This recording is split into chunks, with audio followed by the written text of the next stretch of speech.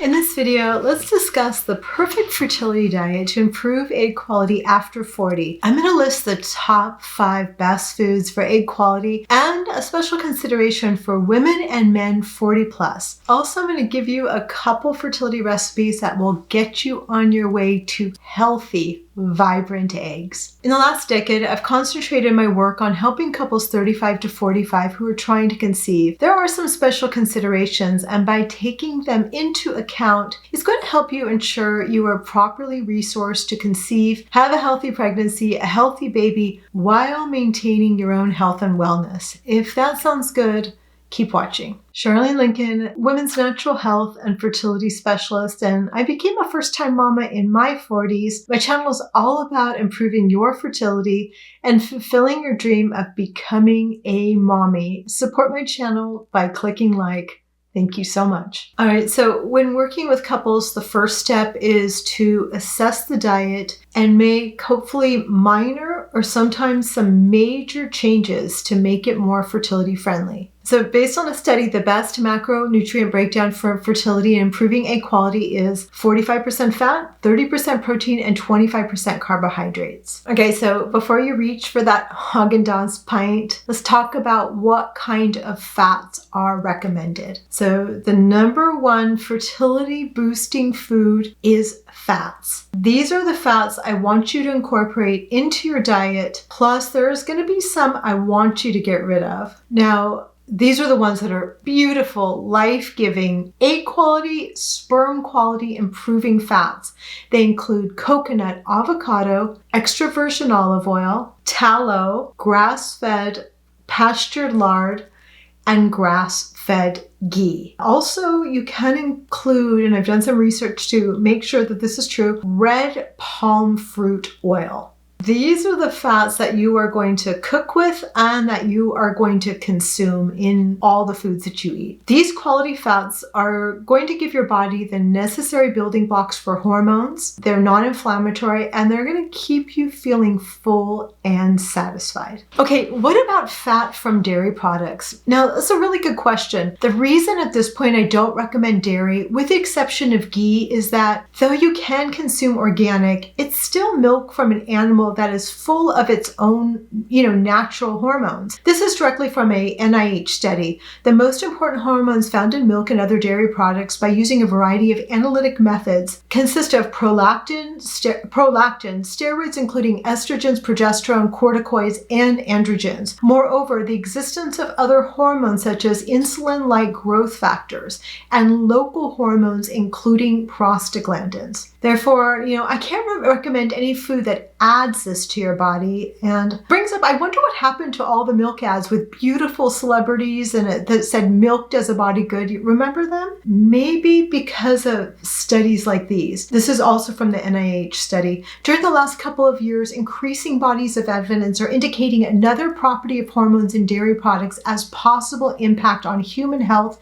including the role of some estrogens and insulin-like growth factor 1 in initiation and provoking of breast, prostate, and endometrial tumors. That probably had something to do with killing the campaign. I honestly used to love creamy dairy products. I still do, and cheeses, but I removed them from my diet about a decade ago. And I can't say it was, super easy. I wasn't like gulping down milk, but like cream in my coffees and teas and cheeses, etc. The only thing is that if you choose to do this because the concern of adding all those different hormones to your existing hormonal system and the insulin growth factors, etc., concerns you, then just know that there's so many good non-dairy choices these days, whereas it used to be, soy milk and rice milk. They've done incredible things. So if you want to take that break while you're trying to conceive, or the 4 month in that preconception period, then I can, help you. Just put in the comments below, yes, I'm interested in that, and I can direct you to some great options for you. Now, here are the fats I want you to get rid of while you are trying to conceive or in that 4-month preconception period while the egg is going through the maturation cycle.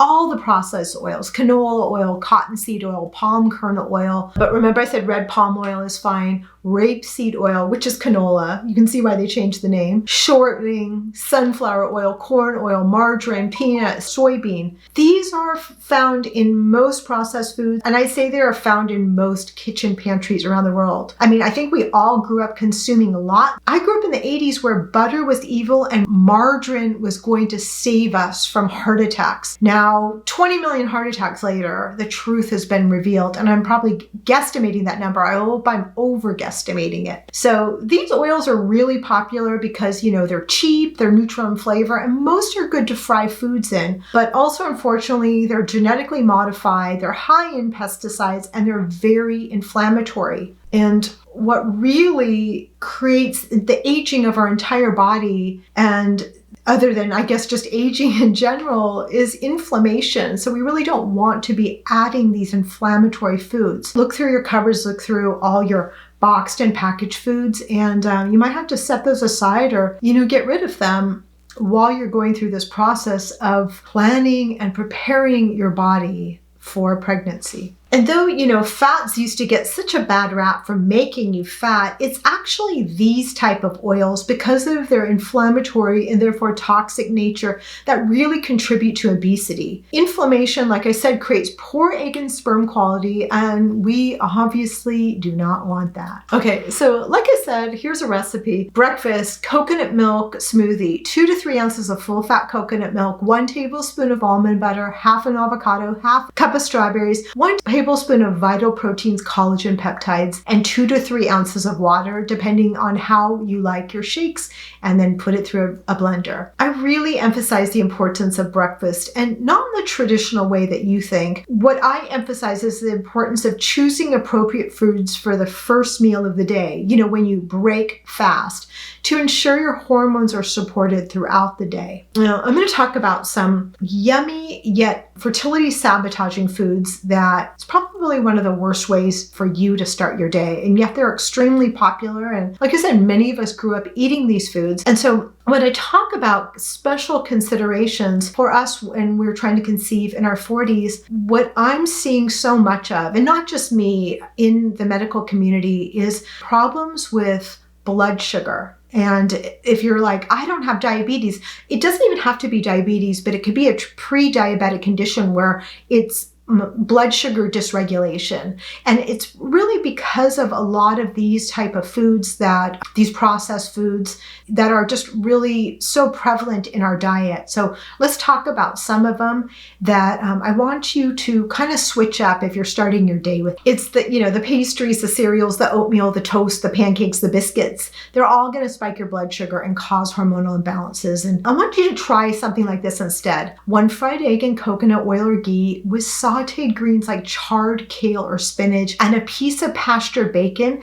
And if you'd like, a nice grapefruit. So, look at that. Beautiful. You can test this with a glucose meter to see if it keeps your blood sugar consistent. I learned this trick from Dr. William Davis, cardiologist and author of the book Wheat Belly. You take your blood glucose right before a meal, and then about 30 to 60 minutes after that start of that meal, and you want that number to stay steady. When it's steady, you are doing the best thing for your hormone health and your fertility. Okay, number 2 is protein in the form of pasture meats and poultry and wild non-mercury containing fish and pastured eggs. So let's talk about protein. I want you to think, wild fish, pastured meats, and poultry. And I'm not talking a lot. I'm talking 10 to 12 ounces of protein daily. An easy measurement is using the palm of your hand. That's about 3 to 4 ounces.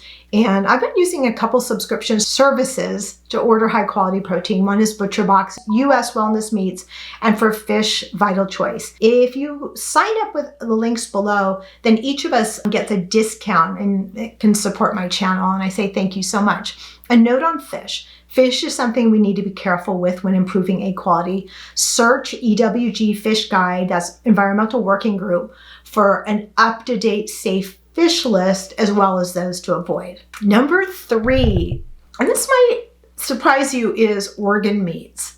What do you think? I was first educated by Nora Gedgaudas, author of Primal Body, Primal Mind, that organ meats are the most nutrient-packed food out there when eaten from pastured animals. Organ meats like pastured beef liver is nutritionally dense superfood. So beef liver is high in preformed vitamin A, B12, CoQ10, choline, folate, hyaluronic acid, and bioavailable heme iron. It provides all fat-soluble vitamins A, D, K, and E in highly usable forms and meaningful amounts of copper, zinc, and chromium. I can only consume it in capsule form because I have weird memories from childhood of being fed raw beef liver. Thanks, Mom. So instead I choose a high quality freeze-dried one. I like the one from Ancestral Supplements, and it's in my Amazon store below. However, if you're ready to go for it in its natural state, Nora Gedgaudas highly recommends thymus organ as a beginner's organ meat because of its really mild flavor. Maybe I'll try that and I'll let you know how it goes. And let me know if you'd be willing to eat organ meats, or do you need to stick with the capsules? Okay, so number 4 is bone broth. I want you to start incorporating some nutrient-rich bone broth into your diet. Amy Robb of the EQ, or Egg Quality Diet, really emphasizes the importance of adding collagen-rich bone broth to your diet. She gives these really wonderful recipes for the bone broth and creative additions like this one. This is a savory and creamy bone broth. So your choice of bone broth, and then you stir in 1 cup full fat coconut milk and then simmer for 15 minutes. Do you know bone broth is really restorative to your gut? And did you know that most health challenges originate in the gut? Like, how do you extract nutrients from the food or supplements if your gut isn't functioning well? This diet heals and restores the gut so you can absorb the nutrients out of all these wonderful foods. So the last one is carbohydrates in the form of vegetables. Now, I ask a question, to grain or not to grain? And this is going to be up to you, but I've been taking my fertility clients off grains and pseudo grains for a set period of time, kind of like in an elimination diet style. I've been seeing some really, really amazing results. So what I suggest for you is that you eliminate grains for like 21 to 30 days just to see if any digestive issues are in result of eating grain or any inflammation. You never know. I have a personal story. I was eating a lot of quinoa because I was just told it's just such an amazing superfood. There was a period I would be like doubling over. My stomach was killing me. It took me a little bit to realize it was the quinoa because there was a period of time where I ate quinoa all the time. I didn't have a problem, but now I've tested it years later and it's a no for me. And carbohydrates that are fertility friendly are all of the beautiful, nutritious green leafy vegetables and low sugar fruits. I'm going to give you like a great, recipe for lunch or dinner. Is just a nice organic leafy green salad with a little, 3 to 4 ounces of wild salmon, an avocado, some green beans, some olives, some olive oil, and apple cider vinegar. And if you need a little bit more carbohydrate, a half a sweet potato. And if you ever still feel hungry, you can add a smoothie, half a banana, quarter or half avocado, 1 cup full fat coconut milk, and 2 to 3 cups fresh leafy greens like spinach, kale, lettuce, baby collards, etc., and 2 scoops Vital Proteins collagen peptides. I keep mentioning Vital Proteins collagen peptides, just a great way to add protein to your diet. And how about this? If you comment below that you are interested in trying it, then I'll pick a winner and I'll send you a couple of their bottles of the collagen peptides. And I forget what kind of flavors they have, but probably you'd want to do plain and maybe like a vanilla or something. Okay, so that's an option. So let me know if you like this eating plan. If you're going to make any of these recipes, also make sure to download our free report on how to improve egg quality even at 40 plus. It helped me know what steps to take to get pregnant in my 40s. And I made these videos just for you. Choose one and I will see you on the next video. Thank you so much.